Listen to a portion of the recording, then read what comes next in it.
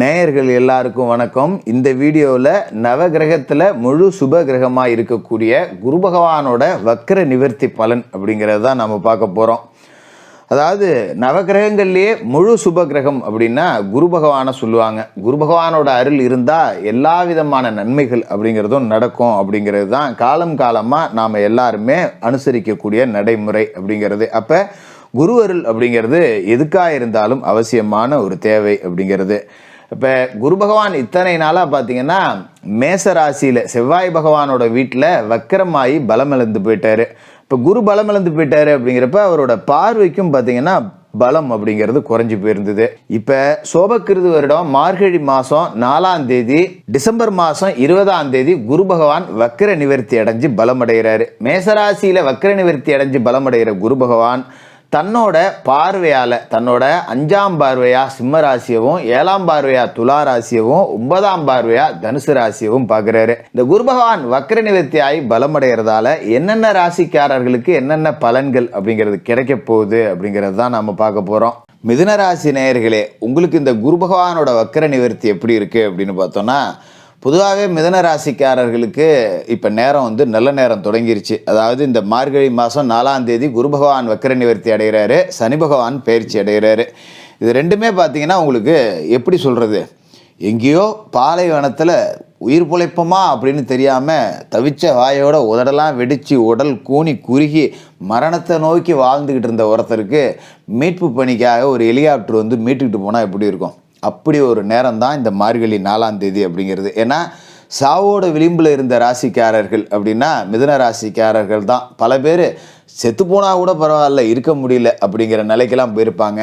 பல பேர் எந்த எல்லைக்கும் போயிருப்பாங்க. முடியலடா என்னால், இதுக்கு மேலே என்னால் விட்டா போதும் அப்படிங்கிற ஒரு மனநிலைக்கே போயிருப்பாங்க. அந்த அளவுக்கு வெந்து நொந்து வேதனைப்பட்டவர்கள் யார் அப்படின்னா மிதுன ராசிக்காரர்கள்.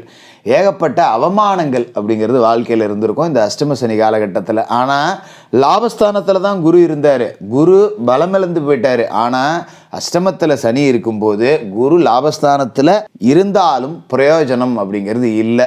ஏதோ 10 ரூபா கிடைச்சிருக்கும், அந்த 10 ரூபா கடன் வாங்கினவன்ட்ட வட்டி கொடுக்க கூட பத்தாது. அந்த பக்கம் வந்தாங்கன்னா இந்த பக்கம் ஒளிஞ்சிக்கிட்டு போகிற மாதிரி தான் இருக்கும். கரெக்டாக சம்பள தேதி ஆனால் ஃபோன் மேலே ஃபோன் வரும். நமக்கு வீட்டு செலவை பார்க்குறதா இல்லை கடன் கொடுக்கறதா வட்டி கொடுக்கறதான்னு தெரியாமல் அப்படியே ஒரு இருதலை கொல்லி எறும்பாக தவிச்சிக்கிட்டு இருந்த நபர்கள் இந்த மிதுன ராசிக்காரர்கள். ஏகப்பட்ட அவமானங்கள், செய்யாத பழி நம்ம மேலே விழுந்திருக்கும். எந்த தப்புமே செஞ்சுருக்க மாட்டோம், ஆனால் பழி நம்ம மேலே விழுந்திருக்கும். ஊரே, சொந்த பந்தம், உறவுகள் யாருமே நம்மளை நம்பி இருக்க மாட்டாங்க. இன்னும் சொல்ல போனால் அவங்களும் சேர்ந்துக்கிட்டு நம்மளை குத்தந்தான் சொல்லியிருப்பாங்க. நிறைய பேர் முதுகுலையும் குத்தியிருப்பாங்க. இப்படி தான் ஓடிச்சு கடந்த காலம். இப்போ முதல் நிம்மதி என்ன அப்படின்னா, உங்களுக்கு அஷ்டம சனி மார்கழி 4 நீங்குது. ஏற்கனவே நம்ம சனி பயிற்சி பலன்கள் கொடுத்துட்டோம் அப்படிங்கிறதால அதை நம்ம பார்க்க வேண்டியதில்லை.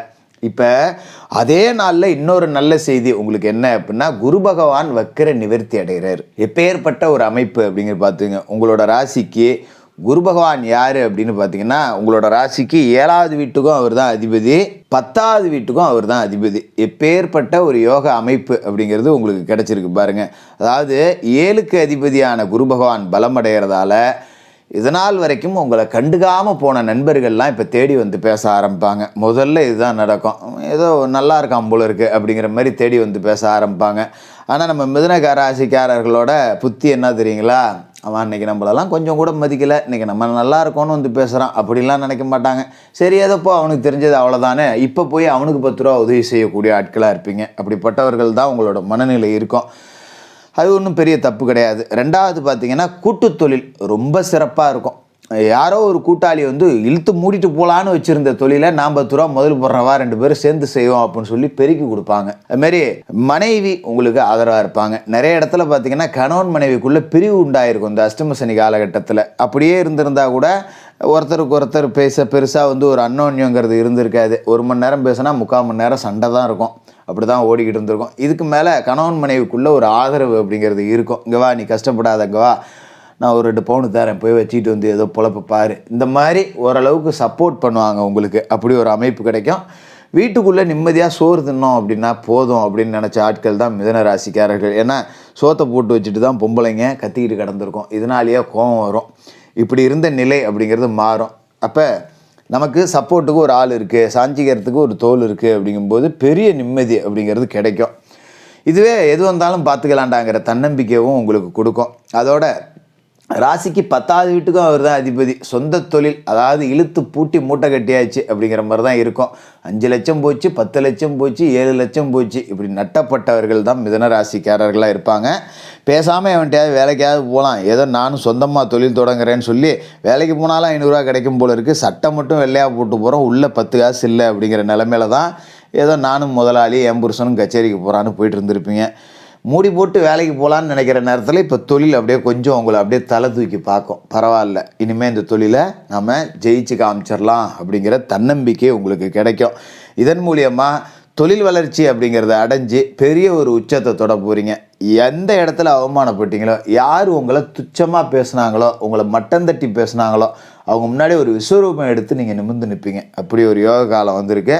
இந்த குரு பகவானோட பார்வை அப்படின்னு பார்த்தீங்கன்னா உங்களோட ராசிக்கு 3வது வீடாக இருக்கக்கூடிய சிம்ம ராசியில் விழுது. தைரிய வீரிய ஸ்தானத்தில் குருவோட பார்வை விழுவுது அப்படிங்கும்போது ஒரு அதீத தைரியம் அப்படிங்கிறது உங்களுக்கு வரும். எது வந்தாலும் பார்த்துக்கலாம்டா, எவ்வளவோ கஷ்டத்தை கடந்து வந்துட்டேன், இன்றைக்கி கொஞ்சம் நான் நல்லா இருக்கேன், இதுக்கு மேலே வா பார்த்துக்கலாம் அப்படின்னு சொல்லிட்டு ஒரு உச்சபட்ச நேர்மறை சக்தி அப்படிங்கிறது உங்ககிட்ட இருக்கும். சகோதரர்களோட ஆதரவு அப்படிங்கிறது ஆச்சரியத்தை கொடுக்கும். பரவாயில்ல, அண்ணன் தம்பிலாம் நமக்கு இந்த நேரத்தில் கொஞ்சம் கை தூக்கி விட்றாங்க, உதவி செய்கிறாங்க அப்படின்னு சொல்லிட்டு மலன்னு முன்னுக்கு வரலாம். அதோட ராசிக்கு 5வது வீட்லேயும் பார்வை அப்படிங்கிறது பதியுது. இதையும் நாம் மறந்துடக்கூடாது.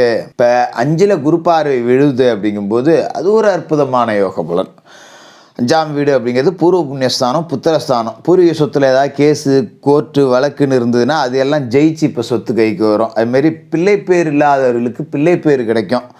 அதுமாரி பிள்ளைகள் இருக்காங்க, ஒழுங்காக படிக்க மாட்டேங்கிறாங்க, இப்படி இருக்கே நான் தான் படிக்காமல் போயிட்டேன் அப்படின்னு கஷ்டப்பட்டவங்களாம் பிள்ளைங்க இப்போ கொஞ்சம் பொறுப்பு வந்து படிக்க ஆரம்பிக்கும். படித்து முடிச்சுட்டு வேலைக்கு போகாமல் ஊர் சுற்றிக்கிட்டு இருந்த பிள்ளைங்கள்லாம் பொறுப்புக்கு வந்து சரி ஏதோ 10 ரூபா சம்பாரித்து கொடுப்போம் அப்படிங்கிற மனநிலைக்கு வரும். அதுமாரி ஒரு சந்தோஷம் அப்படிங்கிறது வீட்டுக்குள்ளே இருக்குது, குலதெய்வம் வீட்டுக்குள்ளே வந்துருச்சு அப்படிங்கிறத நீங்கள் உணர தொடங்குவீங்க. அதோட உங்களோட ராசிக்கு 7ல் குரு பார்வை இருக்குது அப்படிங்கும்போது கூட்டு தொழில், நண்பர்கள் எல்லாருமே சாதகமாக இருப்பாங்க. நான் ஏற்கனவே சொன்ன மாதிரி அப்போ திருமணமாகாத மிதுன ராசிக்காரர்கள் எல்லாருக்கும் திருமணம் வரன் அமையக்கூடிய வாய்ப்பு அப்படிங்கிறதும் இந்த காலகட்டத்தில் பரிபூர்ணமாக இருக்குது.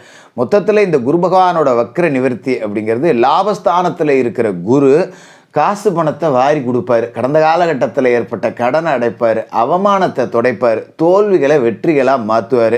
ஒரு மிகப்பெரிய விஸ்வரூபம் அப்படிங்கிறத மிதுன ராசிக்காரர்கள் ஒரு 3 வருடங்களுக்கு பிறகு எடுக்க போகிறீங்க. அவ்வளவு கஷ்டம் அப்படிங்கிறத கடந்த 3 வருடமாக பட்டாச்சு.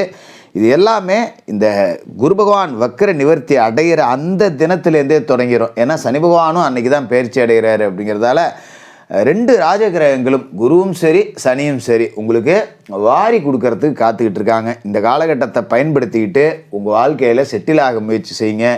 என்ன முயற்சி வேணாலும் எடுக்கலாம். எல்லாத்துலேயும் உங்களுக்கு நவகிரகங்களும் துணை நிற்கக்கூடிய அமைப்பு அப்படிங்கிறது இருக்குது, பயப்பட வேண்டியது இல்லை. இப்போ குரு பகவானும் சரி சனி பகவானும் சரி கொடுக்கக்கூடிய இடத்துல இருக்காங்க அப்படிங்கிறதால அவங்கள திருப்திப்படுத்தும் விதமாக சனிக்கிழமையில சனி பகவானுக்கு எல் தீபம் ஏற்றிட்டு மாற்றுத்திறனாளிகளுக்கு அன்னதானம் பண்ணுங்க. வியாழக்கிழமையில குரு பகவானுக்கு நெய் தீபம் ஏற்றிட்டு ஏழைபால மாணவர்களுக்கு உங்களால் முடிஞ்ச உதவிகளை செய்யுங்க. நீங்கள் பட்ட தோல்வி, நீங்கள் பட்ட அவமானம் எல்லாம் முடிஞ்சு போச்சு. நல்ல நேரம் தொடங்கிடுச்சு. மிதுனராசிக்காரர்கள் 100% நம்புங்க, உங்கள் வாழ்க்கை வெற்றியை நோக்கிய பயணம் அப்படிங்கிறது தொடங்கிடுச்சு. வேகமாக ஓடுங்க, வெற்றி உங்களுக்கு தான். மிதுனராசிக்காரர்களுக்கு வாழ்த்துக்கள்.